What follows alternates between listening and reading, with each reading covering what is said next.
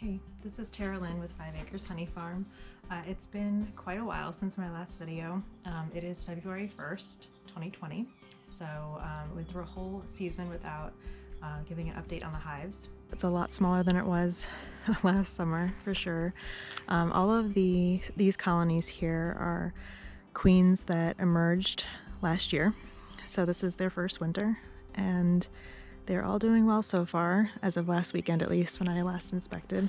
So in the fall, I had 2 hive losses, which was completely unexpected. I had 5 hives, and the 2 that I was least worried about making it through the winter were the 2 that did not make it to the first day of winter. I had my very first hive, that queen, her entire colony absconded, so there was nothing left. They did leave behind 2 honey supers completely full of honey, and the other hive that had almost entirely absconded. The only bees that were left were a handful that had clustered around the queen, but they were all dead already. And I had the state apiary inspector come out to help figure out what had happened, because I was concerned that if there was something that would be contagious and impact the other colonies.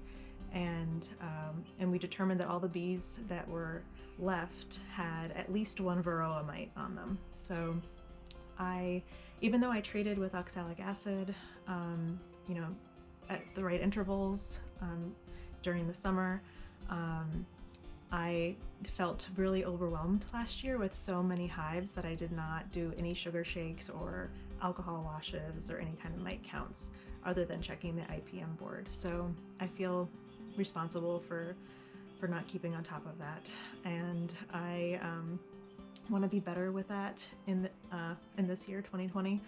And I attempted to do an alcohol wash 2 weekends ago. It was a really warm day, but I couldn't get enough bees, and I didn't want to sacrifice the wrong number of bees for that. And I also feel like a few weeks ago, mid-January, expecting to have a real winter at some point, but this was the first January that I've lived in North Carolina that it did not snow. So this is my 13th winter here. So it's been extremely mild. Daffodils, redbuds are blooming. It's pretty remarkable. And the bees are, like right now this month, it's just starting, so I'll inspect them tomorrow, but through January they didn't go through as much food as I expected. I thought with the warm weather they'd be going through it a lot more. But 2 colonies, kind of slower to start their brood production, but 1 colony is going pretty crazy, and that's the one I'm concerned about, especially with this weather, that maybe swarms are going to start a little earlier. So that's what I'll be checking on tomorrow. With the brood production, they are going through a lot more honey rather than the sugar bricks. So speaking of sugar bricks, the way that I prepped the hives for winter is before the temperatures really drop dramatically, I add a homemade sugar brick. So it's just a mixture of sugar, water, and a little bit of honeybee healthy and apple cider vinegar. And those I place on the very top frames of the highest box, and then I put an empty medium on top with the regular inner cover and top cover. So that sugar brick helps to provide them food if they're not if it's not warm enough for them to go over a few frames, and it also helps absorb any excess moisture they may be giving off as they're trying to keep the temperature controlled through the winter.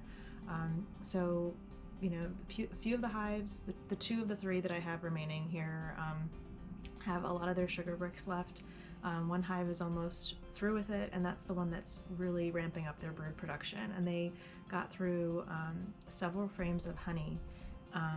And so I added 2 frames of honey that I had left over from the hives that I lost. I added those last weekend, and I also added a frame of pollen that was left over from last season. So that will help with all their brood, and that's nice because I don't have to keep making any more sugar bricks and syrup at this point, because at least the 15-day forecast at this point has no overnight lows really below 38. So most nights are 45 or 50 degrees Fahrenheit. So it's really, really mild right now, so I'm not concerned with any brood getting chilled or anything like that.